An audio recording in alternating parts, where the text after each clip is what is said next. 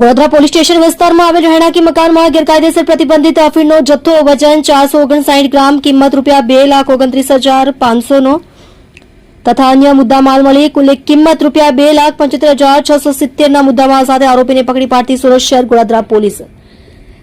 Inspector Shri H.S. Acharya Godhra police station નાઓની સૂચના અને સીધા માર્ગદર્શન હેઠળ Godhra surveillance police sub inspector Shri J.S. Ramanandi તથા બીજા સર્વેલન્સ સ્ટાફના માણસો સાથે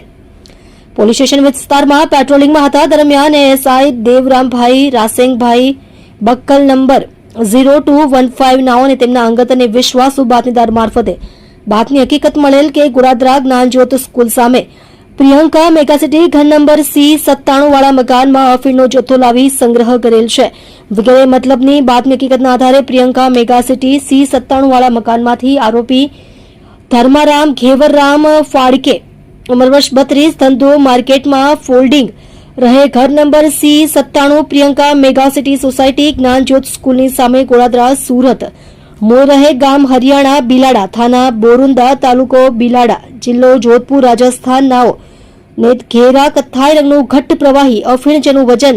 459 ગ્રામ જેની કિંમત ₹2,29,500 ની મત્તાના મુદ્દામાલ સાથે પકડી પાડી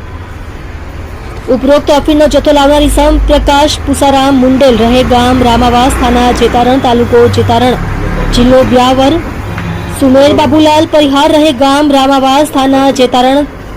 બ્યાવર નાઓને વોન્ટેડ જાહેર કરી કાયદેસરની કાર્યવાહી કરેલ છે।